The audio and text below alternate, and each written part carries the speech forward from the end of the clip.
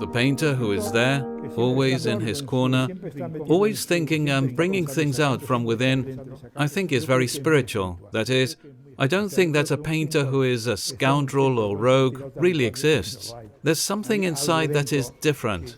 Why? Because we are always with ourselves, and our soul engages in what we're doing. I think that something positive can be derived from all this that we leave behind.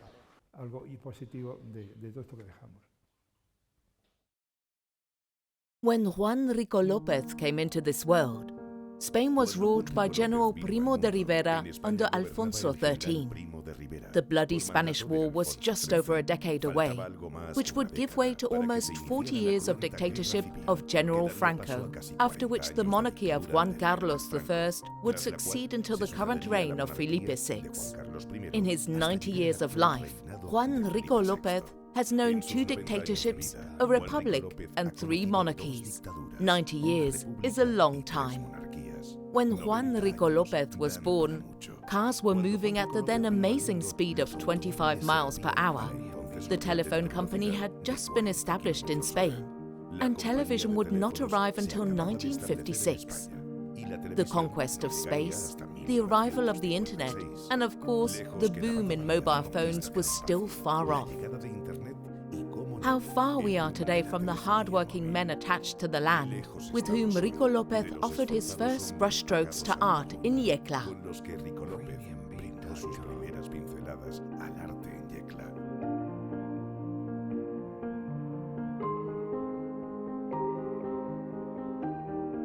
It was precisely in Yecla where, apparently guided by a halo of divine inspiration, little Juan began to sketch his first drawings and make his first friends.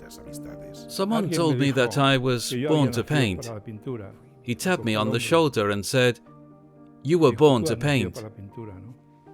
This is something that I have always felt. As a child I was something like maybe 6 years, 7 years, 8 years old, and I used to go around with my little notepad, doodling and painting things that impressed me, because I had to express my way of seeing things. For me it was interesting. Maybe I was a bit precocious, a bit of a meddler, colloquially speaking. I have always liked to value things, the why of things.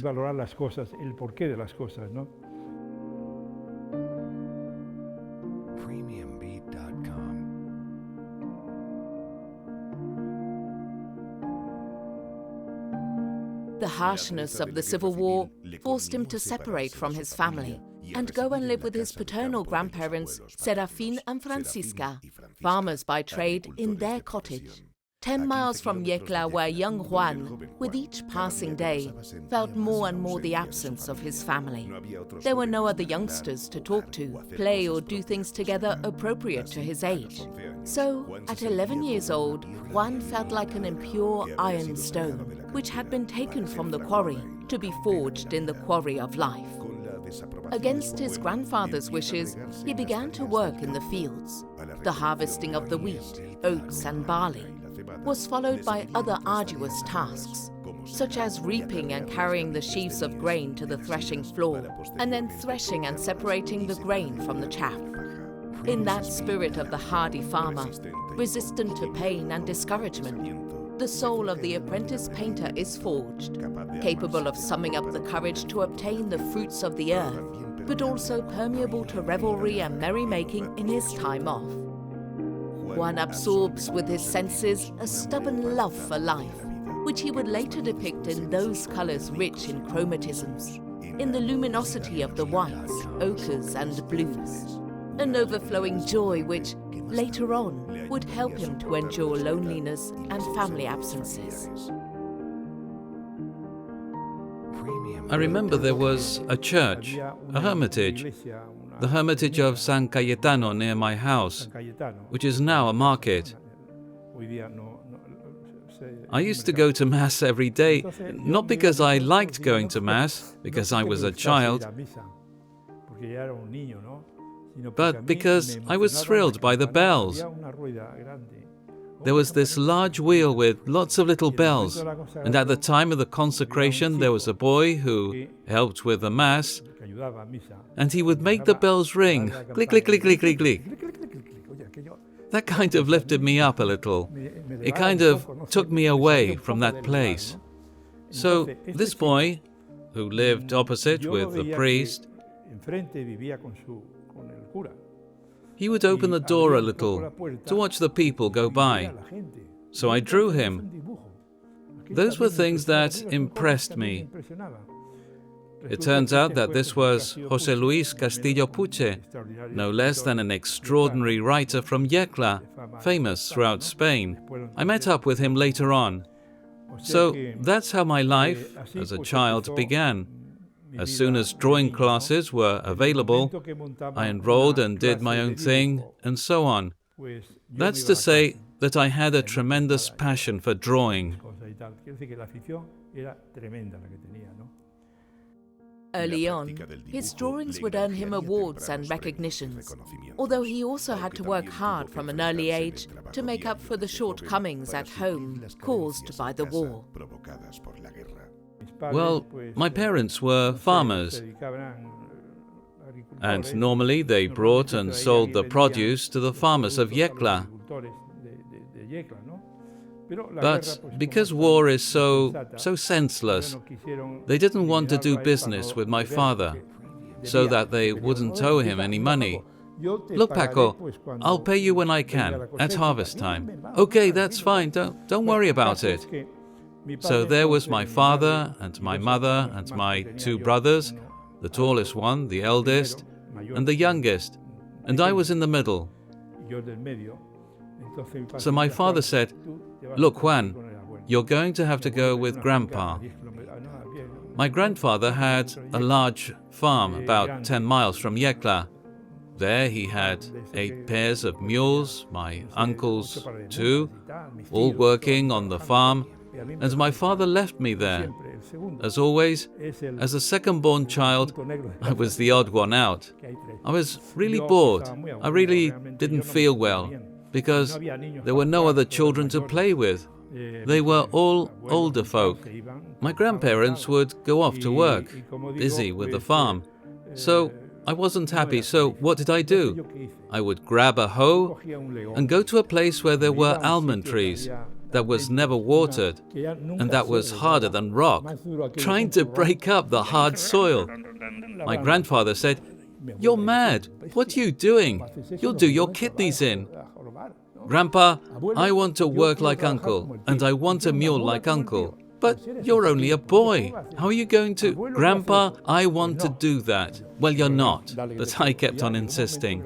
Then the day arrived when Grandfather finally said, "Okay, we're going to give you a mule, and you're going to work with your uncles, just like another farmhand." And of course my grandfather thought I wouldn't resist, because it was very tough, and that I would leave. Well, I resisted. I was one of them. Then I was struck by something, and that is, when it was harvest time, many men and women came to work, and I did too. But when it was time for our afternoon break, I would go with my grandparents to eat, and they formed a circle. They ate gachamiga, they ate some sardines, and so on. And then they danced and laughed. And I thought, what are these people made of? All day working in the sun, getting tired, and now they're all laughing as if nothing? And that impressed me so much that I think that all this marked me forever. It was a time in my life that proved to be very positive for me, because I felt like a man. His predisposition for study made Juan Rico López an excellent national teacher, who did not stop until he qualified as a public works engineer, today a civil engineer, which earned him his first post in 1950 at the Hydrographic Confederation of Barcelona. In this city, he studied painting at the San Jorge School of Fine Arts. The war ended and I went back to my parents and then went on to a factory to work. And I said to my father, "Look, Dad, I want to study." "Study? No, son, no. How are you going to study? You're old enough to work. You're 15 years old. Remember, this is the 1940s. You can't study, you have to work." "Dad, I want to study."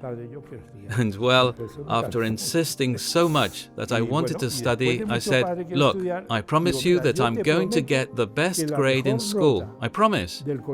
If I don't achieve that in the first year, you take me out." "Okay then, son, I agree under those conditions." So I went to study. The baccalaureate was 7 years. One of the most difficult, with 4 languages, geography, etc. Well, really tremendous. I did that 7-year course in 2 years, with honors. And of course, my father was very pleased with me.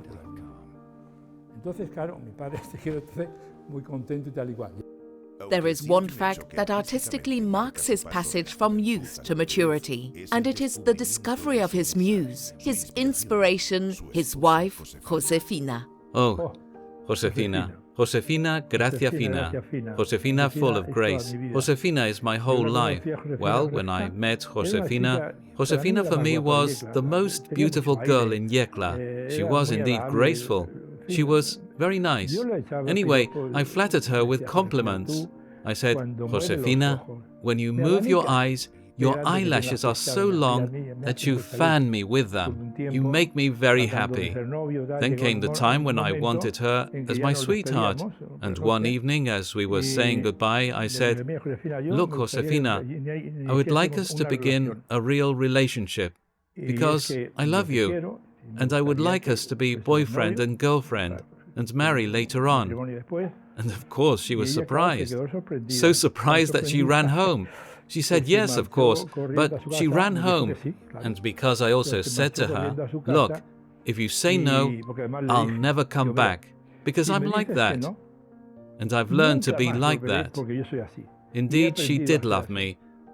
The thing is that I was very brutal, but I was brutal because I'm like that. Because when I'm doing something, I try to do it well, and also with all my heart.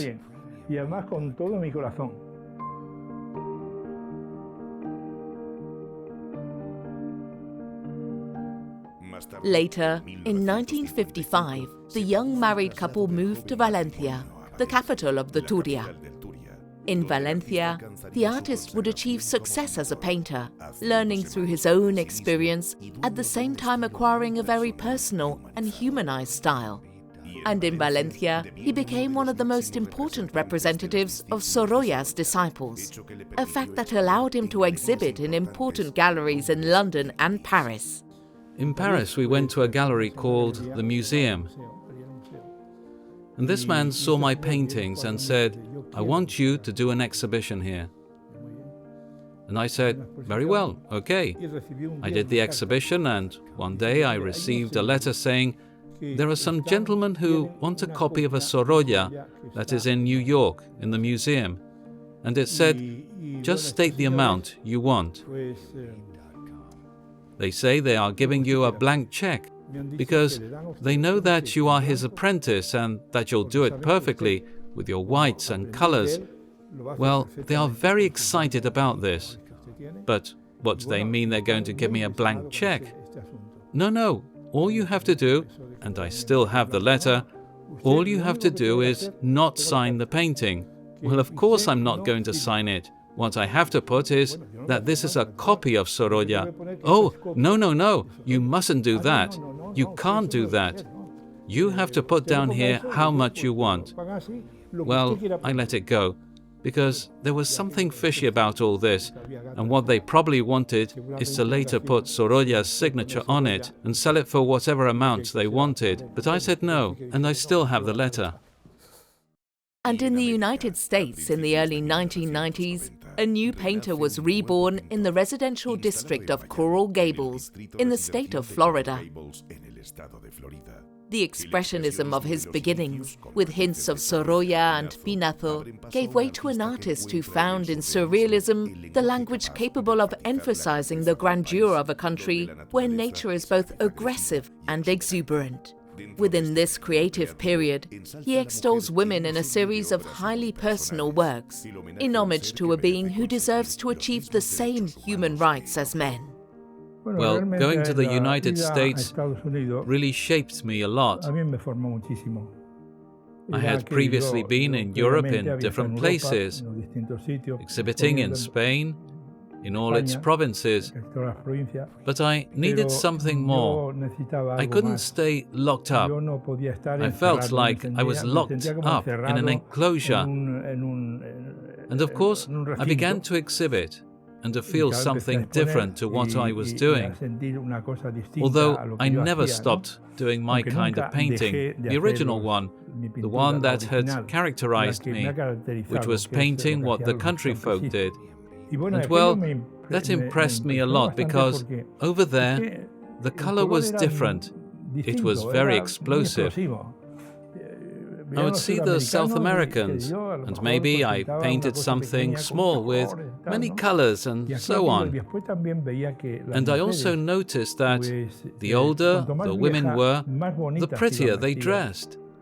They wore large red and yellow pamellas, white dresses, really extraordinary. That impressed me a lot, and it was the first time that I started to paint those women that I have out there in my paintings, who are so blasé, so calm, thinking and reading as if they were in paradise. Rico López's paintings discover a new reading, and the artist explores the perception of women as a vehicle for the transmission of ideas.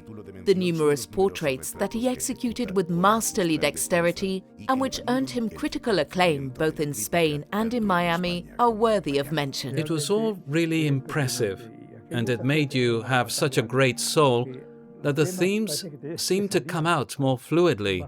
It wasn't like being in Spain, a bit locked in your thoughts, always the same things. The exhibitions and so on, the painters. No, that period opened my painting up tremendously. And well, for me, it was the culmination of my knowledge in painting.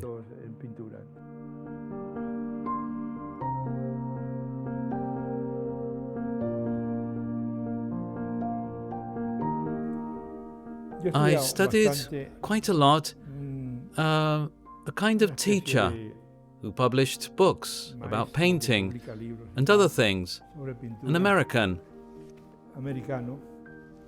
And I studied quite a lot, a kind of teacher who published books about painting and other things, an American. And I've loved working with contrasts. I think that contrast, as you know, on the scale we have, violet is orange, green is red, contrasts, opposite colors, and I've loved that. So I try to put green where there is green. In other words, using contrasts, the painting is more dramatic. It's less monotonous. You see, I look for, well, something like a symphony of colors, that normally with foregrounds, the colors of these appear in the sky. The sky is the last thing I paint. The skies are where the foreground appears, the most restless scale. And for that reason, if I'm painting with different colors, which are opposites, they sometimes help each other. Yellow becoming more yellow because it's opposite the other, and so on. And the painting ends up being brighter, with more light. Do you understand? With more color. It's as if I were painting a symphony, that everything has to be playing at the same time, and no note varies. But sometimes I put in a discordant note, which also adds certain playfulness to the painting. The truth is that the United States has been for me a great pictorial and human experience, like a good painting book that has enriched my palette, which has given a wide and varied theme to my work, my pictorial knowledge, with a more universal perception of life, more human. It's as if the world had become bigger and its inhabitants smaller, because we have traveled to many places with our art, with our paintings: New York, Chicago, Milwaukee, Madison, Las Vegas, Hawaii, Phoenix, Miami, Dominican Republic. And I say we because my wife and muse, Josefina, has accompanied me on all these trips, all the exhibitions we have done, both in the United States, in Europe, and in Spain. We have never been separated from each other. Juan Rico López, born in Yecla, Murcia, grew up in the farmlands, started out as an artist in Barcelona, and became an established artist in Valencia. The artistic and personal journey of this painter has a common denominator: his generosity. And the culmination of his life's work has taken shape with the donation of 50 of his paintings to the town where he was born. Yecla has thus created the Rico López Museum in the Municipal House of Culture on May the 10th, 2014. Juan Rico López, an artist who has been able to make the international leap without complexes. A self-made man capable of traveling around the world in pursuit of an ideal of beauty in art. The world of Rico López.